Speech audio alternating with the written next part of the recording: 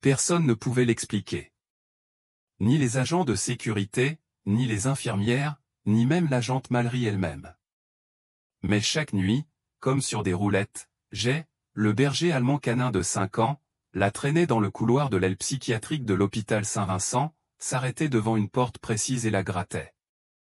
Pas pour aboyer, pas pour renifler, mais pour gratter. Lentement, délibérément, ses griffes contre l'acier, comme s'il essayait de déterrer quelque chose d'enfoui. La chambre 207 était restée scellée pendant plus de 15 ans. Personne ne l'utilisait. Personne n'en parlait. Elle n'apparaissait même pas sur les plans de l'hôpital. Mais Jay s'en fichait. Son comportement avait commencé 2 semaines plus tôt, lorsque Mallory avait accepté une mission temporaire de patrouille de nuit pendant la rénovation de l'aile ouest. Elle avait d'abord cru à un hasard, peut-être un rat dans le mur, ou une odeur de moisi derrière la porte. Mais ce n'était pas ça. Loin de là. L'hôpital Saint-Vincent de Cedar Falls, dans l'Ohio, était le genre d'endroit devant lequel on passait en voiture sans vraiment y penser. Ce vieux bâtiment tentaculaire, avec une aile plus récente collée maladroitement sur le côté, était un élément incontournable de la ville depuis plus de 60 ans. L'aile avait été transformée en unité de traumatologie ultramoderne, mais l'aile ouest, le bâtiment psychiatrique, était une autre histoire. Démodé, à moitié rénové et étrangement calme, il accueillait encore des patients, principalement des personnes nécessitant des soins de longue durée ou en attente d'un transfert. Mallory avait été affecté là-bas après qu'une série de vols de matériel eût déclenché des alarmes internes. Ce n'était pas une mission prestigieuse, mais ça payait les factures. De plus, elle préférait travailler avec Jay à travailler avec les gens la plupart du temps. Mais Jay avait changé depuis qu'ils étaient passés devant la chambre 207. La première nuit, ce n'était qu'une pause. Jay s'arrêta de marcher, se tourna vers la porte et fixa la pièce, les oreilles dressées, les yeux rivés sur elle. La deuxième nuit, il se gratta discrètement au début, presque comme un tic nerveux. La quatrième nuit, il grognait, sans agressivité, mais profondément, comme si quelque chose n'allait pas et que lui seul pouvait le sentir. Mallory s'agenouilla près de lui et lui caressa le dos. « Qu'est-ce qu'il y a, mon garçon ?» Il ne la regarda pas. Il fixait simplement la porte. Elle en a parlé à la surveillante de nuit, l'infirmière Béatrice, le lendemain, autour d'un café. Oh, ce vieux truc, railla la vieille dame.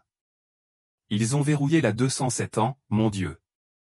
2009, je crois. Il disait qu'il y avait de la moisissure noire ou de l'amiante, ou quelque chose comme ça. Franchement, il faudrait vider toute l'aile. Vous avez déjà vu quelqu'un l'utiliser? Mallory a demandé, pas pendant mon service. Bon sang, ils ont même enlevé la plaque d'immatriculation de la porte. C'était vrai, il n'y avait qu'un rectangle de métal sur le mur où se trouvait un numéro, la peinture étant légèrement plus claire en dessous. Cette nuit-là, vers 1h15 du matin, la radio de Mallory crépitait. Alerte bruit, couloir B de l'aile ouest, détecteur de mouvement signalé. Elle vérifia les caméras sur sa tablette du couloir. Rien. Aucun mouvement, aucune porte ouverte, à l'exception d'un étrange scintillement près de la chambre 207. Un bref grésillement, comme un bruit parasite, juste devant la porte. J'ai dressa l'oreille avant même qu'elle ne bouge. Ils traversèrent le couloir en silence. Des néons bourdonnaient au-dessus de leur tête, le genre de bourdonnement qui vous irrite. À l'approche de la porte, j'ai ralenti. Son nez tressaillit. Puis vint le grattement. Et, doucement, murmura Mallory en attrapant son harnais. On va être arrêté. J'étira plus fort. Mallory braqua sa lampe torche sur la porte. La peinture présentait de longues entailles irrégulières, suffisamment profondes pour arracher le métal, mais pas sur jet. De la rouille s'était formée sur les bords. Quelqu'un avait gratté cette porte il y a longtemps. Elle recula de 3 pas et, pour la première fois depuis longtemps, elle eut peur. Non pas d'un suspect, ni d'une menace, mais de quelque chose qu'elle ne comprenait pas. Et pourtant, il n'avait pas peur. Il attendait, comme s'il savait que quelqu'un était encore à l'intérieur. si vous êtes attiré par les histoires de véritables héros animaliers découvrant des vérités cachées, n'oubliez pas de vous abonner à notre chaîne, Héros Fort Animal, où des histoires comme celle de G vous montrent le pouvoir de l'instinct, de la loyauté et de la justice. Le lendemain matin, Mallory a déposé une demande discrète aux archives de son commissariat. Elle souhaitait obtenir tous les dossiers antérieurs de la chambre 207 de Saint-Vincent. La réponse fut brève, aucun dossier de patient connu. Le service de maintenance a déposé un rapport en avril 2009, scellé en raison d'un risque de contamination. Aucune suite n'a été donnée. Ce n'était pas suffisant. Après son service, elle fit un détour par la société historique locale, qui conservait les plans des hôpitaux et les changements de personnel. Lorsqu'elle demanda des plans d'avant 2010, l'archiviste haussa un sourcil. La plupart des gens recherchent des nécrologies de la guerre de sécession, pas de vieux plans d'hôpital psychiatrique. Je suppose que je ne suis pas comme la plupart des gens, sourit Mallory. Le plan de l'aile ouest montrait clairement la chambre 207 et autre chose. Elle donnait autrefois sur un couloir arrière, fermé comme 3 autres pièces. Pourquoi fermer une section entière et faire comme si la chambre 207 n'existait pas? Plus elle regardait attentivement, plus elle se posait de questions et plus j'égrognais. Cette nuit-là, le couloir était plus froid que d'habitude. Son souffle s'embuait devant elle. Le chauffage devait faire des siennes. Mais Jay s'en fichait. Il se tenait devant la porte, la queue raide, les oreilles dressées. Puis il fit quelque chose de nouveau, il aboya une fois, fort, perçant. Mallory faillit sursauter. Puis les lumières du couloir vacillèrent juste une seconde suffisamment pour la faire lâcher sa lampe torche. Lorsqu'elle se pencha pour la ramasser, elle remarqua quelque chose sous l'encadrement de la porte, un fin morceau de papier gondolé, à moitié jauni. Elle tendit lentement la main et tira. Le morceau se déchira légèrement, mais il en sortit suffisamment pour lire. Ne faites pas confiance à ceux qui sourient trop. Ils regardent à travers la vitre. J'ai essayé. J'ai essayé de leur dire, mais personne ne m'écoute. Personne n'écoute jamais. Pas de nom, pas de signature, juste ces mots. Jay se pencha sur son épaule et appuya fort. Mallory fixa la porte. Il n'y avait aucune moisissure, aucune odeur d'amiante, aucun avertissement de danger médical. Mais il y avait quelque chose dans cette pièce, quelque chose que je n'allais pas la laisser ignorer. Le lendemain matin, Mallory prit sa décision. Elle déposa une demande officielle d'inspection de la chambre 207 par l'équipe des services hospitaliers. Sa demande fut rejetée en moins de 10 minutes. Motif, la chambre n'existe pas dans l'inventaire actuel. Aucun entretien autorisé. Plus tard dans la journée, Mallory passa devant le placard à provisions du concierge et vit quelqu'un qu'elle ne connaissait pas encore. Un vieil homme, maigre, aux joues creuses, en combinaison grise. Il lui fit un signe de tête et lui dit, « C'est toi qui as le chien, hein ?» Elle se figea. « Ouais. » Il pointa sa serpillière vers le hall ouest. « Fais attention où il gratte. » « Pourquoi ?» Mallory haussa un sourcil. Il a juste souri. « Parce que certaines portes sont faites pour rester fermées, et certaines choses de l'autre côté ne sont jamais parties. » Puis il s'est éloigné. Et pourtant, il attendait déjà près de la chambre 207, se grattant à nouveau. La nuit suivant l'avertissement du concierge, Mallory n'arrivait pas à dormir. Chaque fois qu'elle fermait les yeux, elle voyait cette porte, la chambre 207, s'ouvrir, silencieuse, attendant. Et pourtant, son fidèle partenaire était assis dans le couloir, tel un soldat gardant quelque chose de sacré, ou de maudit. Elle n'était pas du genre à croire aux histoires de fantômes. Elle avait travaillé à la criminelle à Cleveland pendant 6 ans avant d'accepter cette mission rurale plus douce. Elle avait vu des choses dont on ne se détourne pas. Mais Jay n'avait jamais agi ainsi. Il ne s'était jamais verrouillé comme il l'avait fait avec cette porte. Ce n'était plus seulement une odeur, c'était de l'instinct, un souvenir, peut-être de la peur.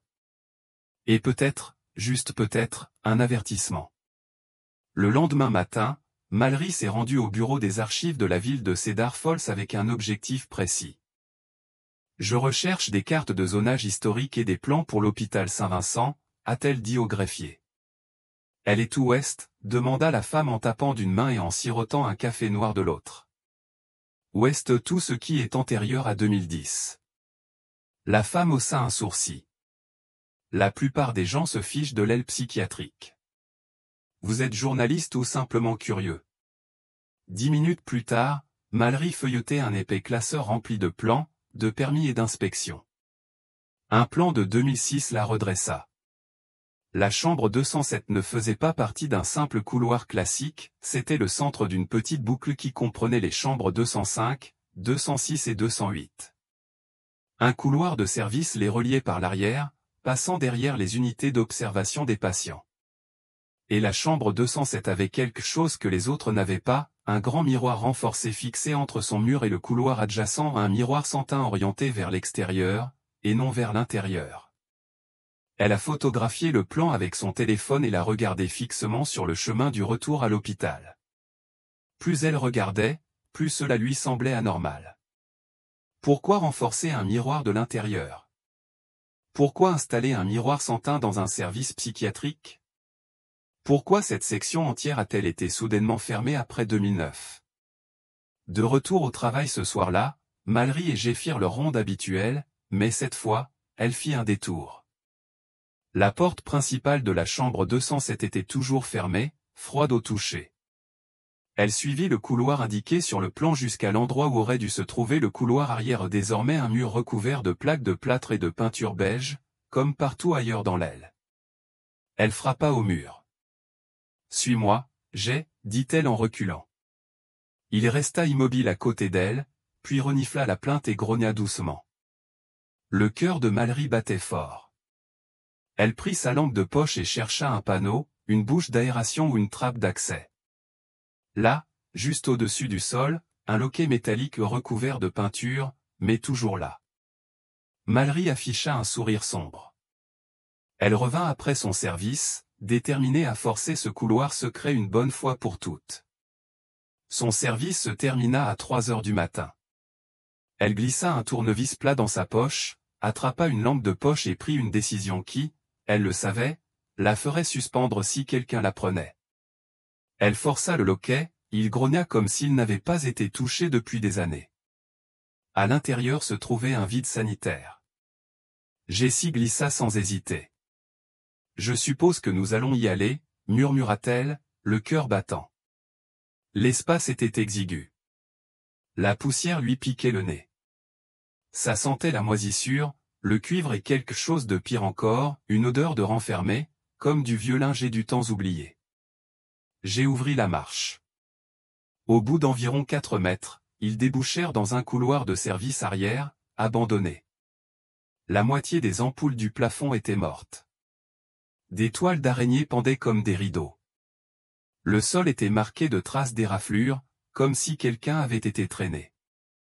Mallory contourna un brancard effondré et leva les yeux vers une pancarte défraîchie accrochée au mur, « Salle d'observation, soyez patient. Accès restreint. » Jay s'est arrêté au milieu du couloir, devant une porte avec une plaque signalétique rayée, « Salle 207, accès au BS. » et la porte était entr'ouverte. Les doigts de Mallory flottaient au-dessus de son étui. Elle la poussa lentement. Le grincement fut plus fort qu'aucune porte ne le devrait.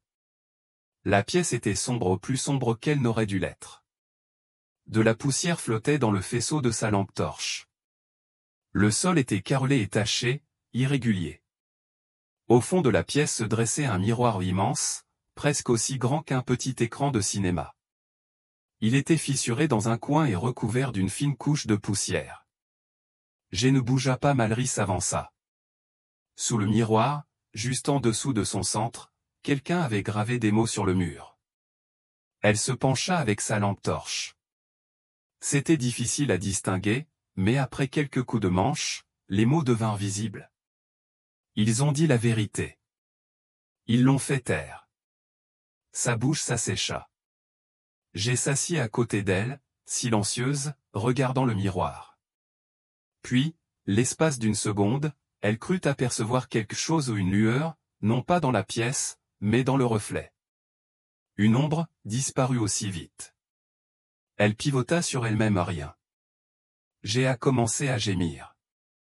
Plus tard ce matin-là, Mallory était assise dans sa voiture devant l'hôpital et repensait à tout ce qu'elle avait vu. La chambre 207 n'avait jamais été fermée pour cause d'amiante. Elle avait servi à autre chose, quelque chose qu'il ne voulait pas rendre public. Le miroir renforcé, le couloir secret, le silence des archives, tout cela indiquait quelque chose de plus grave. Mais quoi? Il y a une semaine, elle aurait trouvé ça fou. Maintenant, elle ne savait plus quoi croire.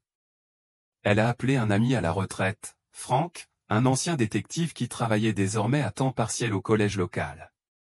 Avez-vous déjà entendu parler d'études non officielles sur des patients à Saint-Vincent, a-t-elle demandé.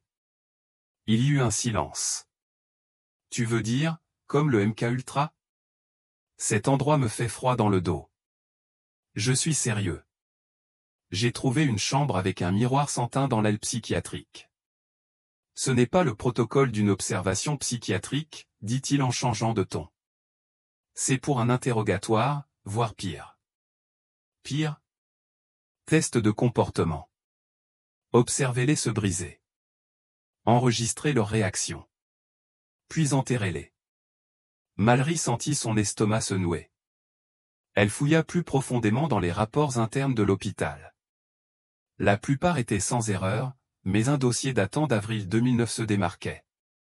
Classé sous la rubrique « Incident sorti du patient non résolu », le nom du patient était masqué, mais le résumé indiquait.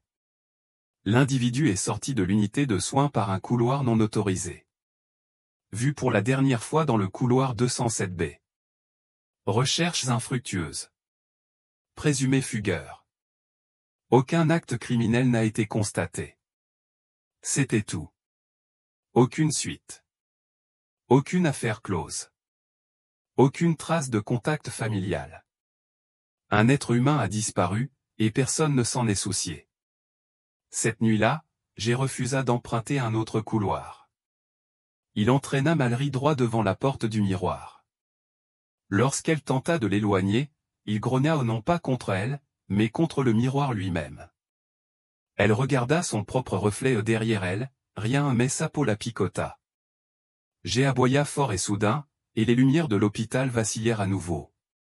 Le lendemain, Mallory se rendit chez Margaret Trenton, une infirmière à la retraite qui avait travaillé à l'aile ouest. Margaret vivait seule désormais, une vie tranquille. Lorsque Mallory mentionna la chambre 207, le visage de Margaret changea complètement. Cette pièce aurait dû être brûlée, dit-elle catégoriquement. Que s'est-il passé là-dedans, demanda Mallory. Je ne sais pas tout, répondit Margaret d'une voix douce. Mais il y avait une fille, une adolescente. Sa voix était douce. Elle voyait des choses à travers la vitre. Elle disait qu'elle avait essayé de le dire à quelqu'un. Comment s'appelait-elle? Margaret déglutit difficilement. Kayla. Kayla Monroe? Margaret regarda Mallory dans les yeux et dit quelque chose qu'elle n'oublierait jamais. Chérie, elle a disparu. Il y a une différence entre être curieux et creuser trop profond. Mallory le savait. Elle n'était pas une jeune recrue en herbe cherchant à déjouer un complot. Elle voulait juste la vérité ou pour Jay, pour elle-même, et maintenant pour un nom. Kayla Monroe, une adolescente disparue de Saint-Vincent en 2009. Pas de registre officiel. Pas de dossier de personnes disparues dans les archives publiques. Pas de nécrologie, juste des murmures, quelques visages à moitié oubliés et une porte éraflée, scellée derrière des plaques de plâtre. Et cette pièce, celle que je n'arrêtais pas de gratter, commençait à ressembler moins à un endroit qu'à une blessure que quelqu'un ne voulait pas rouvrir. Le lendemain soir, Mallory était assise dans sa voiture de patrouille devant l'hôpital, feuilletant des photocopies tirées des archives du journal local. Il n'y avait qu'une seule mention de Kayla Monroe dans toute la presse du comté, une jeune fille à risque de 17 ans transférée d'un établissement pour mineurs à l'hôpital psychiatrique de Saint-Vincent pour évaluation et hospitalisation temporaire le 3 avril 2009, la semaine même où l'hôpital fermait la chambre 207. Et d'un seul coup, pas de suivi, pas de notification de sortie, pas de photo. C'était comme si la jeune fille n'avait jamais existé. À l'intérieur de l'hôpital, tout semblait normal. Lumière vive, sol froid, drap blanchi, infirmière en blouse bleu marine discutant des résultats de baseball et des sorties à la crèche. Mais Jay se fichait de la normalité. Il entraîna Mallory droit vers le couloir fermé. La chambre 207 était toujours fermée à clé, toujours silencieuse. Mais quelqu'un était passé par là. Les traces de frottement fraîches sur le sol le lui disaient. Quelqu'un d'autre le savait. Et, c'est toi qui as le chien, n'est-ce pas? Mallory se retourna. Une infirmière plus jeune, la vingtaine, se tenait derrière elle, tenant un presse-papier et une tasse de café à moitié vide. Son badge indiquait « Emily T. » Oui, c'est moi. Agent Mallory. Emily sourit et se pencha pour caresser Jay, mais il recula. Désolé, dit Mallory. Il a été intense ces derniers temps. J'ai entendu des membres du personnel de nuit dire qu'il avait ravagé la vieille salle de psychiatrie. C'est bizarre, non? Mallory hésita. Avez-vous déjà entendu parler d'une patiente nommée Kayla Monroe? Le sourire de l'infirmière s'estompa. Non, dit-elle trop vite. Pourquoi? Je crois qu'elle a disparu ici en 2009. Les doigts d'Emily se resserrèrent autour de sa tasse. C'était avant mon époque. Pourtant, Mallory dit en baissant la voix, si vous entendez quelque chose, quoi que ce soit, je l'apprécierais. L'infirmière regarda par-dessus son épaule et murmura, il y a un type à la maintenance, Martin Gall. Il est là depuis toujours. Un peu bizarre, mais il sait des trucs. Il ne parle jamais à personne, mais il s'occupait de l'aile psychiatrique à l'époque. Mallory hocha la tête. Merci. Cette même nuit, Mallory a trouvé Martin Gall poussant un seau à serpillière dans le couloir du premier étage comme un homme qui n'avait pas vieilli depuis l'administration Nixon. Monsieur Gall, demanda-t-elle. Il n'a pas arrêté de marcher. J'ai juste besoin de poser une question sur l'aile ouest, chambre 207. Il marqua une pause, puis se retourna lentement. Ses yeux étaient humides et jaunis, son expression indéchiffrable. Je n'y retourne plus, dit-il catégoriquement. Pourquoi pas? Tu sais déjà pourquoi, dit-il à voix basse. Le chien, en tout cas. Mallory s'approcha. Connaissais-tu Kayla Monroe? Martin baissa les yeux vers l'eau de la serpillière, puis la regarda de nouveau. Elle était trop intelligente pour son propre bien. Elle a vu des choses qu'elle n'aurait pas dû voir, comme quoi? Il secoua la tête. Pas ici. Pas avec les caméras. Il repoussa sa serpillière et s'éloigna. Mais avant de tourner au coin, il jeta un coup d'œil par-dessus son épaule et dit, vérifiez la chaufferie, derrière le deuxième panneau d'accès. Certaines choses n'ont pas été effacées aussi bien qu'il le pensait. La chaufferie était chaude, bruyante et humide nichée sous le niveau principal de l'hôpital comme un secret dont personne ne voulait se souvenir. Mallory attendit jusqu'à 3h15 du matin, heure à laquelle la plupart du personnel était en rotation ou dormait dans le salon. J'ai ouvert la marche. Le deuxième panneau, comme l'avait dit Martin, se trouvait derrière une vieille armoire métallique poussiéreuse boulonnée au mur. Mallory le dévissa avec son outil multifonction, les mains moites de sueur. Derrière le panneau se trouvait un petit boîtier métallique avec serrure. Pas d'étiquette. Pas de carte d'identité de l'hôpital. Elle l'ouvrit avec un pied de biche dans le placard à fourniture. À l'intérieur se trouvait une cassette audio portant un seul mot. Kayla. Il a fallu 1 heure à Mallory pour trouver quelqu'un à la bibliothèque locale qui possédait encore un lecteur de cassette en état de marche. Le jeune bibliothécaire peut-être âgé de 17 ans lui-même semblait ravi qu'un événement étrange se produise pendant son service. Elle ramena le lecteur à son appartement et s'assit sur le canapé avec Jay à ses pieds, la queue immobile et les yeux en alerte. Elle appuya sur lecture. Un léger bruit statique, puis une voix de fille. Il pense que je ne sais pas, mais je le vois. Je le vois à travers la vitre. Ils disent que je suis malade, mais ce n'est pas le cas. Je sais ce qu'ils font. Ils nous observent même quand on dort. Le miroir du 207, ce n'est pas un miroir. C'est une caméra. Il y a un homme dans la pièce d'un accent grave côté qui lui parle, mais seulement quand il pense qu'on dort. Il s'appelle Dr Holland. J'ai entendu les infirmières murmurer qu'il n'est même plus sur la feuille de présence, et il déteste que je pose des questions. Une longue pause, plus douce maintenant, puis... Si je... La bande est coupée. Mallory se rassit, le cœur battant. La vérité qu'elle avait découverte dépassait tout ce qu'elle avait imaginé. Et, d'une certaine manière, je le savais depuis le début. L'entrepôt transperçait chaque fenêtre fissurée et chaque volet mal fixé, et la neige dansait en spirales acérées sur les quais de chargement à moitié enfouis. Alors que la lumière du soir commençait à s'estomper derrière les collines couvertes de fourrure de Red Hollow, la ville en contrebas était silencieuse. Les guirlandes de Noël pendaient encore aux gouttières, vacillant faiblement sous la tempête. Mais ici, dans ce quartier oublié, seules les ombres bougeaient. Dans le sous-sol en béton, l'ampoule suspendue au-dessus de sa tête oscillait légèrement, réagissant à des pas lointains lents, posés, attentifs. Cole Harris, toujours ligoté et endolori, releva la tête. Ses yeux se plissèrent en percevant le rythme des bottes au-dessus de sa tête. Il les avait déjà entendus, le ravisseur revenait. Rangé était accroupi dans un coin, caché derrière une étagère en métal rouillé. Son manteau beige et noir se fondait dans les ombres poussiéreuses, et sa respiration était lente et lente. Tous les poils de son dos se hérissaient. L'odeur qui avait envahi le bâtiment quelques minutes plus tôt était une odeur qu'il connaissait désormais au âcre de rage, de sueur et de fumée de cigarette, l'odeur d'un problème. La porte s'ouvrit dans un long gémissement, puis il entra.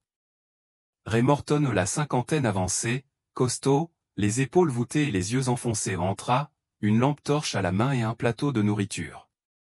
Son jean était taché d'huile et son manteau de flanelle effiloché aux manches. Une barbe hirsute encadrait son visage, ses cheveux noirs clairsemés étant lissés en arrière. Une longue cicatrice courait le long de sa mâchoire gauche, une vieille blessure datant de ses années de sécurité. Ancien gardien de nuit dans un établissement psychiatrique, Ray avait des antécédents d'agression, un comportement instable et de multiples témoignages de menaces envers ses collègues. Son licenciement avait eu lieu après une dépression nerveuse, mais il s'était évanoui dans les faubourgs de Red Hollow, vivant dans des caravanes, acceptant des petits boulots et accumulant d'étranges griefs.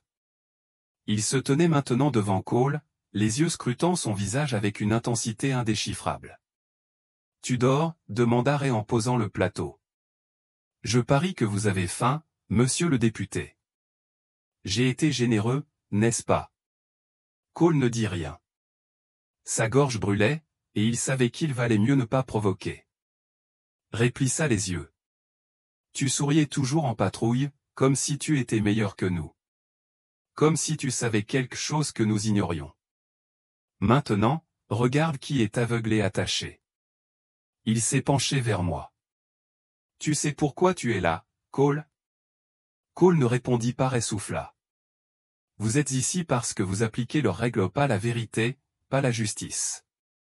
Vous avez oublié que des gens comme moi existaient, coincés dans un coin.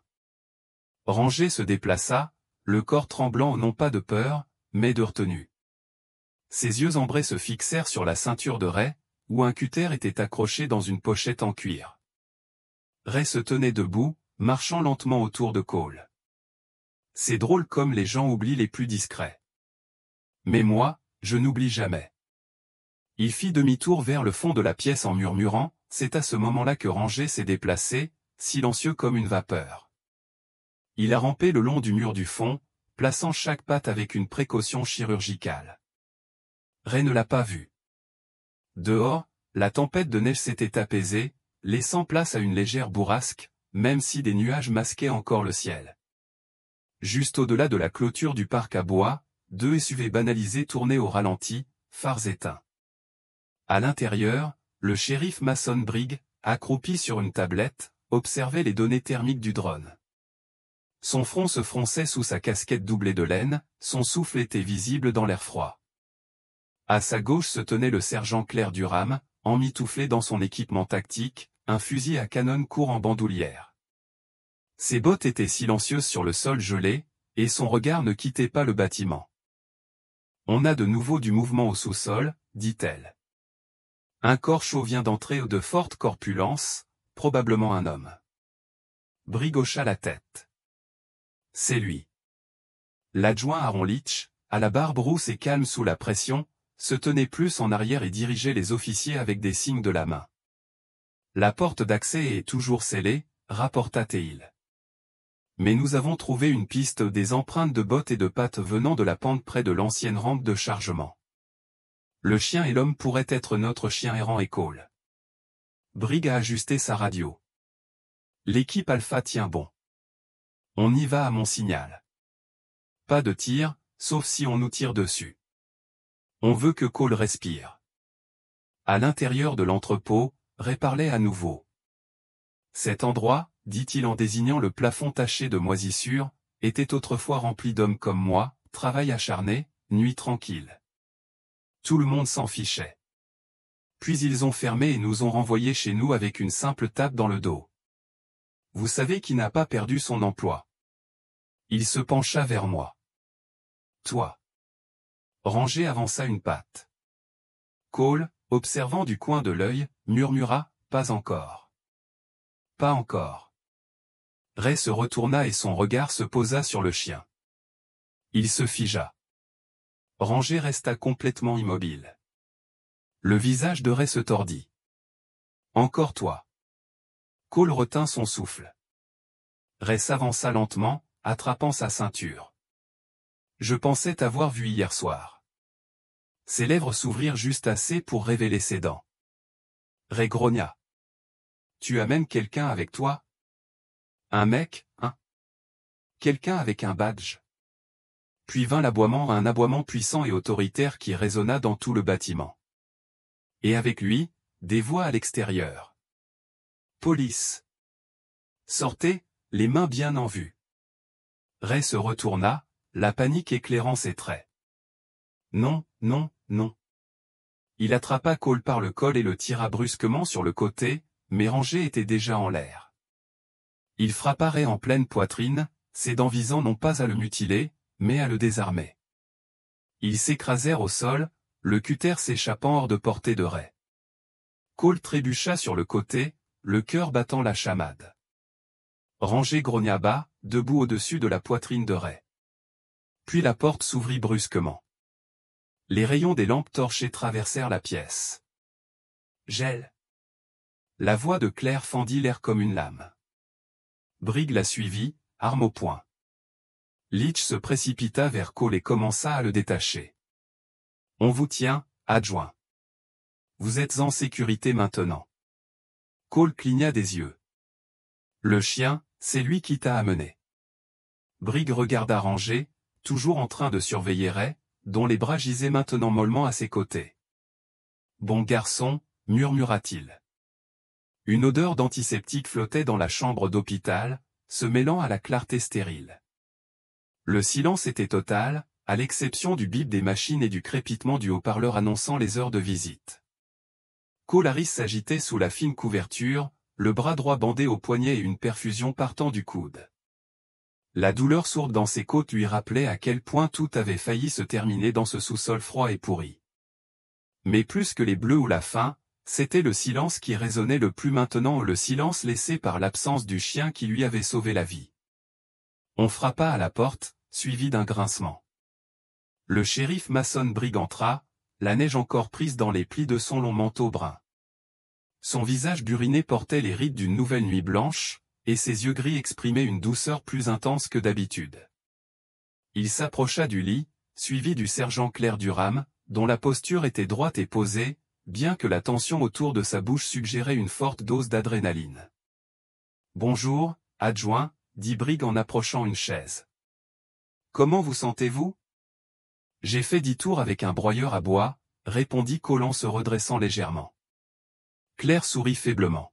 « Bien, ça veut dire que tu es toujours toi-même. »« Ray » demanda Cole, devinant déjà la réponse. « Il est en garde à vue, » répondit Briggs. « Il ne parle pas beaucoup, mais on commence à comprendre. » Il a parlé de quelqu'un. La voix de Cole baissa, quelqu'un qui pourrait remplacer Jessica. Briggs répondit, il est mort il y a 3 ans dans un accident de voiture. Il a perdu sa femme le même jour. On dirait qu'il ne s'en est jamais remis. Il n'est pas assez stable pour être notre cerveau, et si quelqu'un d'autre vous a vraiment livré, nous avons affaire à quelque chose de plus grave, a ajouté Claire. Cole laissa cela pénétrer. Après une pause, Briggs secoua la tête. Disparu. Nos hommes l'ont vu filer vers les bois juste au moment où on sortait Cole. Il a disparu avant qu'on puisse le toucher. Claire regarda Cole. Tu as dit qu'il était entraîné. Plus qu'entraîné, dit Cole. Il savait flanquer, rester bas. Il attendait les ordres, même quand je ne pouvais pas les donner. C'était un pro. Briggs échangea un regard avec Claire. Cela correspond à ce que nous avons appris de Lisa Bennett. Cole haussa un sourcil. Le vétérinaire? Claire hocha la tête. Elle a soigné un chien nommé Ranger, qui appartenait à l'agent Sarah Grady. Cole murmura, je me souviens d'elle. Elle est morte dans l'effondrement de l'immeuble il y a 2 ans. Ranger a disparu après ses funérailles, a déclaré Briggs. Personne ne l'a revue depuis, jusqu'à maintenant. Cole se pencha en arrière, la vérité s'installant lourdement dans sa poitrine, il n'avait pas seulement survécu, il s'était souvenu de qui il était. De l'autre côté de la ville, les fenêtres du petit chalet de Lisa Bennett étaient embuées par la vapeur d'une bouilloire bouillante. L'endroit était chaud et encombré, habité. Des livres empilés sur des étagères basses, une couverture de laine drapée sur un canapé usé. Au pied de celle-ci se trouvait un coussin en polaire taché de sang, plié avec soin. Lisa s'agenouilla à côté, frottant délicatement la tache rouge séchée avec un chiffon humide. Elle n'était pas du genre à pleurer, mais ses mouvements étaient lents et respectueux. Ranger s'était allongé ici une fois, 2 nuits auparavant, pour lui apporter la botte. Elle se souvenait comment il l'observait non pas comme un chien errant, mais comme quelqu'un qui comprenait. Il n'avait pas supplié, il avait attendu. Une voix appela depuis l'autre pièce. Dis donc, Lisa. C'était Danny Farao, son voisin et ami de longue date, la quarantaine, barbu, nerveux. Il entra, 2 tasses de thé à la main. Ça va, demanda-t-il en posant un à côté d'elle. Elle hocha la tête. Je vais bien.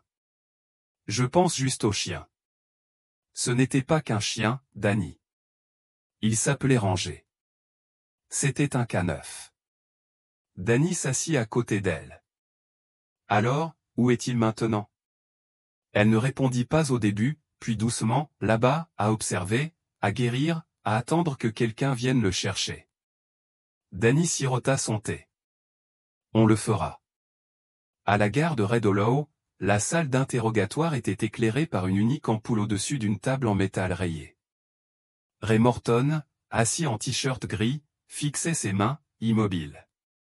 Ses yeux étaient vitreux, mi-clos, l'air inexpressif. Claire Durham était assise en face, son carnet ouvert mais intact. « Vous avez dit que quelqu'un vous avait amené l'adjoint, dit-elle. Qui, comment s'appelait-il? Ray n'a pas répondu. Était-ce l'homme dans la camionnette blanche, demanda-t-elle. Ray cligna des yeux, puis murmura, il a dit qu'il pouvait arranger ça, me donner une autre Jessica. Il a dit que celles qui ne manquaient à personne étaient les meilleures. Comme les chiens errants. Claire se raidit. Qu'est-ce que ça veut dire? Ray leva les yeux pour la première fois, un sourire brisé aux lèvres. Ce sont juste des chiens errants. Personne ne les remarque s'ils n'aboient pas. Briggs se détourna du miroir sans teint. Obtenez une liste de photos des enfants disparus ou tous les enlèvements non résolus des 5 dernières années dans la région des 3 comtés. L'agent Matt Reyes hocha la tête tandis que Briggs ajoutait, et dit au FBI que c'est plus grave que prévu. Cette nuit-là, dans le silence pesant de la forêt, une silhouette se déplaça à travers les arbres. Ranger marchait lentement, une patte posée sur lui, les yeux scrutant la crête. Il était fatigué, blessé, mais vivant. Il s'arrêta près de la crête surplombant Red Hollow et s'allongea sur une pierre plate. Il jeta un regard en arrière vers la vallée, où la ville brillait d'un orange doux dans la nuit, et ferma les yeux. Pour l'instant, sa mission était accomplie, mais il ne serait pas oublié. La lumière matinale portait le calme hivernal de Red Hollow, mais à l'intérieur du bureau du shérif, l'atmosphère était tendue et animée. Des dossiers étaient ouverts sur chaque bureau, des tableaux blancs remplis de noms griffonnés et de plaques d'immatriculation floues. Au centre de la salle de briefing, le shérif Mason Briggs se tenait debout, les mains jointes dans le dos, le visage ridé par la concentration. Les déclarations troublantes de Ray Morton avaient révélé quelque chose de plus vaste que la folie d'un seul homme. Il leur fallait maintenant suivre l'ombre qu'elle laissait derrière elle. Elle creusait, et quelqu'un voulait qu'elle arrête. Je la conduisis au niveau inférieur, non pas l'aile psychiatrique, mais l'ancien sous-sol de stockage des dossiers. Il avait été partiellement vidé lors des rénovations, mais abritait encore des rangées de classeurs derrière un portail grillagé. Elle utilisa son système de sécurité pour entrer. Il y avait des milliers de dossiers de patients, beaucoup expurgés, certains égarés, aucun numérisé. Elle chercha sous M pour Monroe. Rien. Elle vérifia H pour Hollande.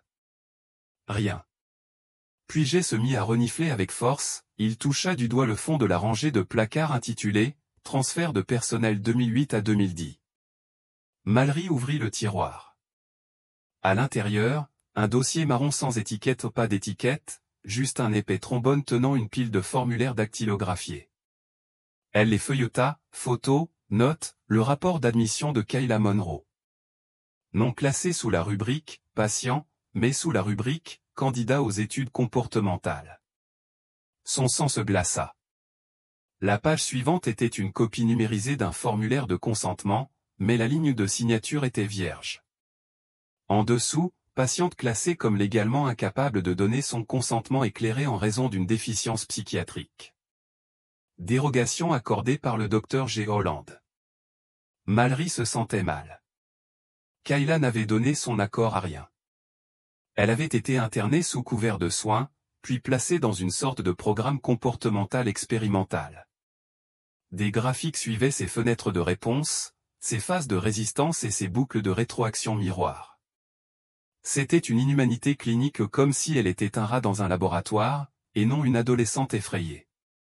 Et à côté de chaque entrée de données, aucune note médicale, seulement des horodatage. J'ai grogna, profondément à hauteur de poitrine. Mallory se retourna.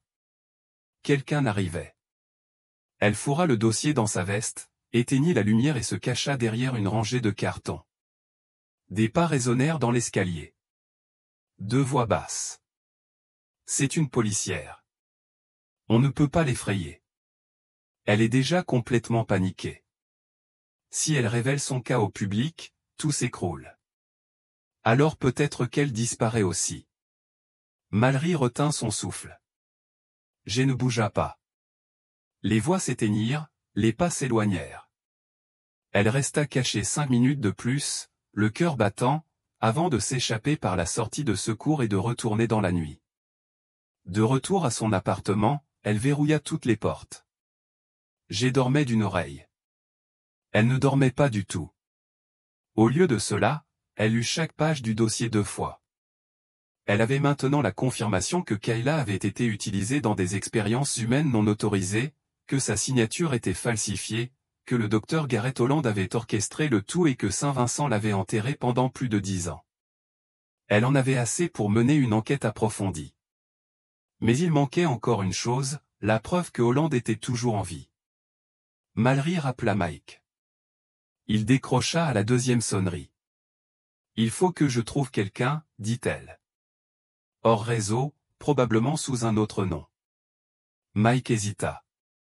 J'ai quelqu'un. Historique, recherches approfondies, base de données fantômes. Il aura besoin de quelque chose pour s'appuyer sur quelque chose. Elle ouvrit à nouveau le dossier. À l'intérieur se trouvait une photo floue du badge d'identité du docteur Holland datant de 2009. Je t'envoie ça, dit-elle. Tu me diras ce qu'il trouve. La nuit suivante, elle était de retour à l'hôpital, contre toute attente. J'ai semblé savoir qu'il ne s'agissait pas d'une patrouille, mais d'une confrontation. Elle retourna une dernière fois dans la chambre 207, non pas pour des preuves, mais pour se souvenir. Elle entra, éteignit sa lampe torche et resta plantée dans l'obscurité. Elle ferma les yeux et imagina Kayla assise là, 17 ans, effrayée, déterminée. Elle murmura, « Tu n'étais pas folle. Tu avais raison. » Jay se tenait devant le miroir. Puis soudain, il aboya une fois, fort, alerte. Les yeux de Mallory s'ouvrirent brusquement. Dans le miroir, l'espace d'un instant, se reflétait non pas le sien, ni celui de Jay, mais celui d'un homme en blouse blanche. Elle se retourna. La porte était ouverte, mais il n'y avait personne. Seuls des bruits de pas s'estompèrent rapidement. Elle et Jay coururent dans le couloir, traversèrent le couloir, tournèrent le coin. Disparu. Le lendemain matin, Mike m'a appelé. « Tu ne vas pas aimer ça ?» a-t-il dit. « Et c'est moi. » Holland a changé de nom en 2010. Transfert légal discret. Dossier scellé. Il exerce à nouveau dans un établissement privé du Maine, Arcadia Hills Wellness Center. Haut de gamme et discret. Spécialisé dans la guérison des traumatismes et les thérapies alternatives. Mallory serrait son téléphone si fort que ses jointures en blanchissaient. « Envoie-moi tout. J'y vais. »« Vous êtes sûr ?» Elle baissa les yeux vers Jay, qui regardait par la fenêtre comme s'il pouvait déjà sentir la brise de l'océan. « Non, dit-elle.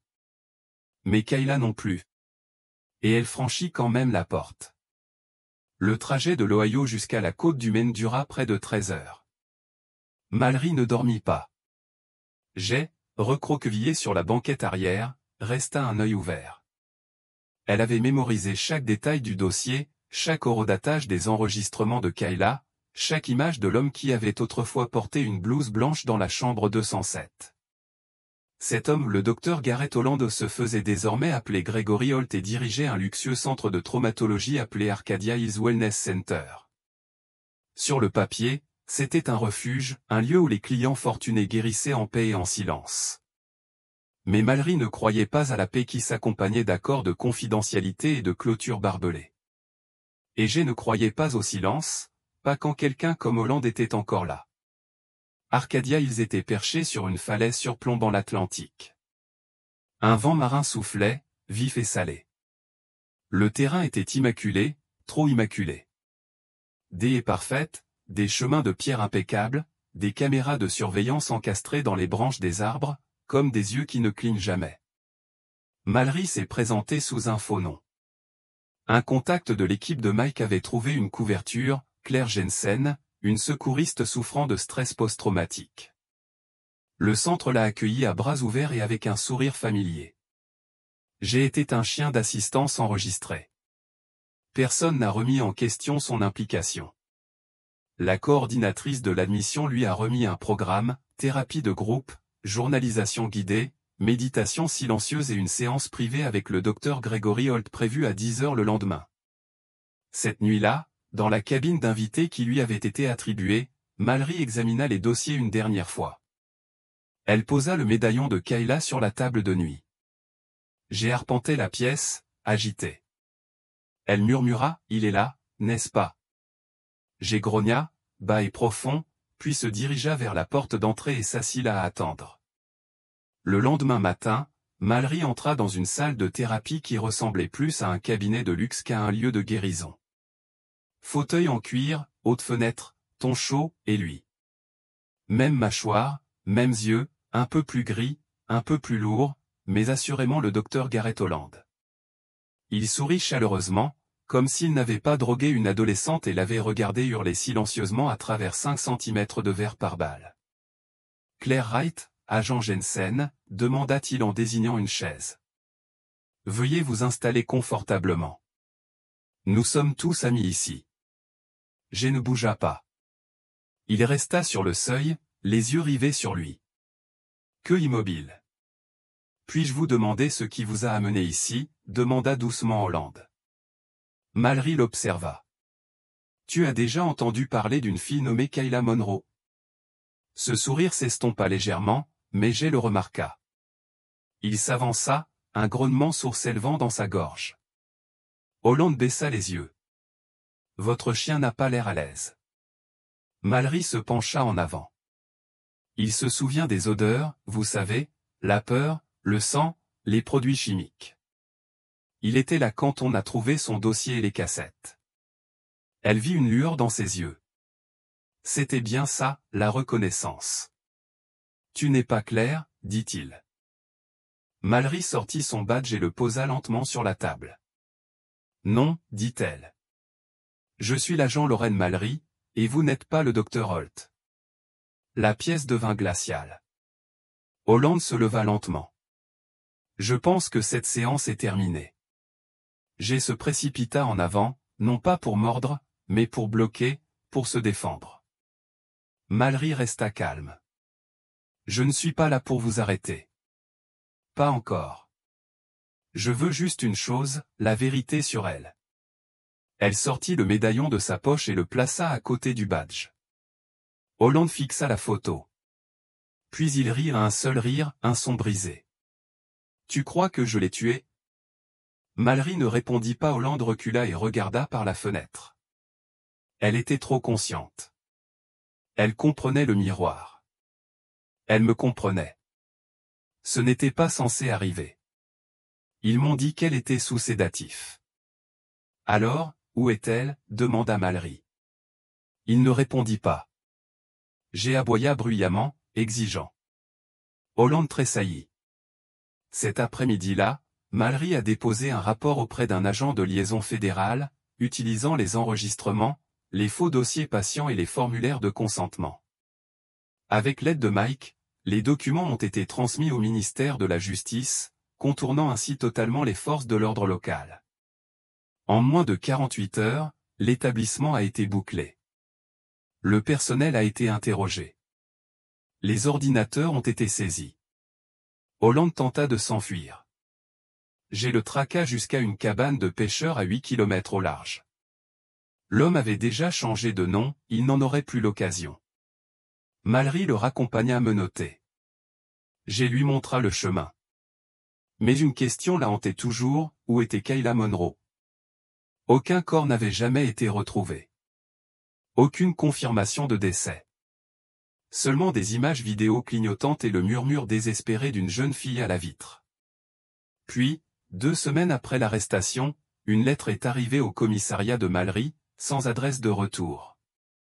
À l'intérieur se trouvait une photo, une jeune femme d'une vingtaine d'années, souriante dans un champ, tenant la main de 2 enfants. Au dos, vous m'avez aidé. Vous m'avez entendu. Merci. K. Mallory s'assit durement. Jay posa sa tête sur ses genoux. Et pour la première fois depuis des mois, elle pleura. 2 mois plus tard, l'hôpital Saint-Vincent a tenu une conférence de presse. L'hôpital a officiellement reconnu le programme expérimental non autorisé mené par d'anciens membres du personnel en 2009. Il a promis de coopérer pleinement aux enquêtes en cours et s'est engagé à honorer la mémoire des personnes concernées. La chambre 207 a été rouverte, non pas pour les patients, mais comme mémorial. À l'intérieur de la cabine de verre, une citation unique était désormais accrochée à l'emplacement du miroir. Je te vois. Kayla Monroe. Jay a reçu la médaille nationale de bravoure canine lors d'une cérémonie à Washington. Il n'a pas compris le discours ni l'ovation debout, mais il a remué la queue lorsque Mallory s'est agenouillé à côté de lui et a murmuré « Nous l'avons fait ». Aujourd'hui, la chambre 207 est vide. Mais si vous passez devant tard le soir, les infirmières jurent entendre des grattements à la porte ni effrayants, ni fantomatiques, juste un bruit qui dit « Je me souviens ».